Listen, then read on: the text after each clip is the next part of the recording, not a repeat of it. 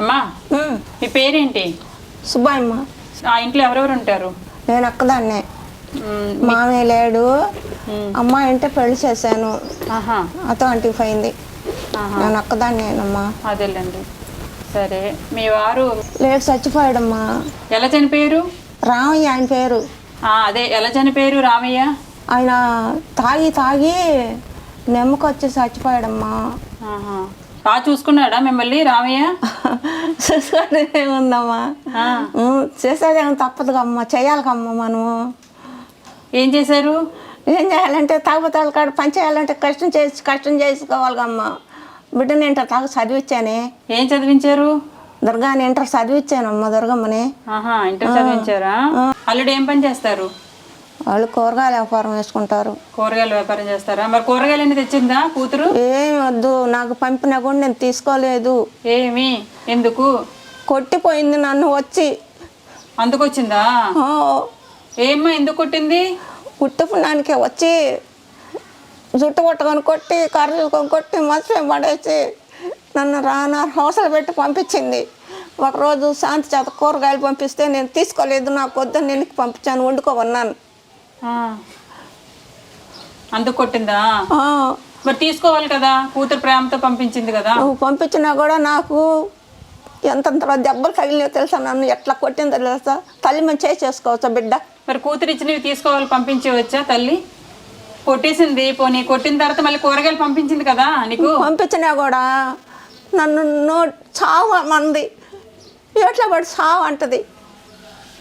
పోనీలే, నువ్వు అంత తెలివిగా లేవు కదమ్మా పాపం. ఏదో నేను బాగలేని బిడ్డని రక్తం కట్టించి, రక్త బాటలు కట్టించి, చలనాలను కట్టించి 20 రోజులు నెల రోజులు అక్కడే ఉండొచ్చాను నేను.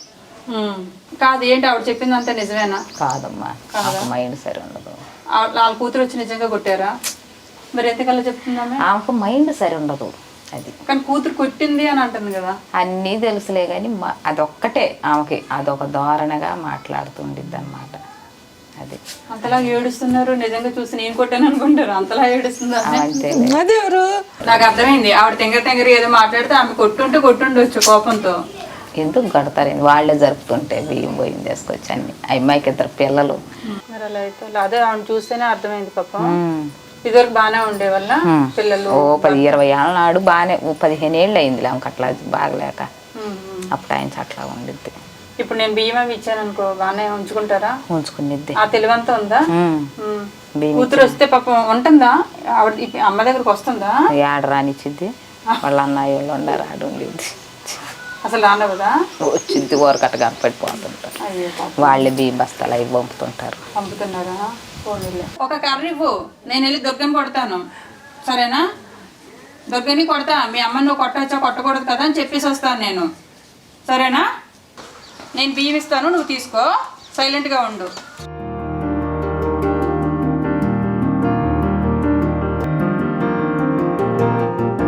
చీర నచ్చిందా? చూడు, నీకోసమే చీర. ఇది చీర జాకెట్ అన్నీ ఉంటాయి, కట్టుకో రేపు. నా బిడ్డలు తెలుసా, చంద్రబాబు నాయుడు నా బిడ్డలు, ఉద్యోగస్తుల బిడ్డలు. నేను అది కొత్తపల్లి నేను. చంద్రబాబు నాయుడు మీ కొడుకా? సరే అయితే 2 అల్లుళ్ళు అమ్మా నా బిడ్డలు ఉద్యోగము. సరే, ఇది ఇందా చీర తీసుకోమ్మా. ఒక ఇళ్ళకి కూడా అట్లా పోయే బిడ్డను కాదు నేను. అందుకే నేను నీ దగ్గరికి వస్తున్నా. మేము నువ్వు ఎవరింటికి వెళ్ళావు కాబట్టి నీ దగ్గరికి నేను వచ్చాను. నేను ఎవరికి వెళ్ళినా గ్యాస్ బియ్యానికి అంత కూరకు కానీ ఎవరికి కూడా నేను అట్లా పోయే బిడ్డను కాదు. ఒకళ్ళు ఎవరని కానీ, ఒకళ్ళ ప్రస్తావనకి కానీ, ఎవరికాడికి కూడా నేను పోయే బిడ్డను కాదమ్మా. ఇవి బియ్యం, కిరాణా సామాన్లు, అవి చీర. నువ్వు గుడికి వెళ్ళినప్పుడు చీర కట్టుకొని అమ్మవారికి దండం పెట్టుకో, సరేనా? ఈ బియ్యం ఎవరికి ఇవ్వకు, నేనే ఇస్తున్నాను నీకు, నువ్వే తిను, సరేనా? మరి నేను వెళ్ళొస్తాను ఇక.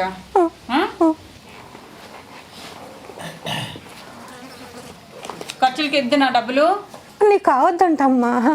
నాకా పర్వాలేదులేమ్మా, నువ్వు నాకు తల్లి లాంటి దానివే. ఏదైనా టిఫిన్ తెచ్చుకో, పొద్దున్న టిఫిన్ తెచ్చుకో, సరేనా? నా కూతురు నా దగ్గరికి వస్తే బాగున్నా, నా కొడుకు నా దగ్గరికి వస్తే బాగున్నా అన్న ఆశపడుతున్నా తల్లిదండ్రులకేమో పిల్లలు సరిగ్గా ఉన్నా, వాళ్ళ పొజిషన్ బాగున్నా వీళ్ళ దగ్గర మాత్రం రావట్లేదు. ఈమె పొజిషన్ ఎలా ఉన్నా కూతురు మాత్రం వస్తుంది, చూస్తుంది, వెళ్తుంది. కానీ ఈమె రిసీవ్ చేసుకున్న పరిస్థితులు ఏం లేదు. ఇలా ఉన్నాయి మనుషుల పరిస్థితులు. సో అది చూడండి, ఆమె పాపం మైండ్ సరిగ్గా లేక అలాంటివి అన్నీ చేస్తున్నారు. అది అమ్మా, నేను వెళ్ళొస్తాను.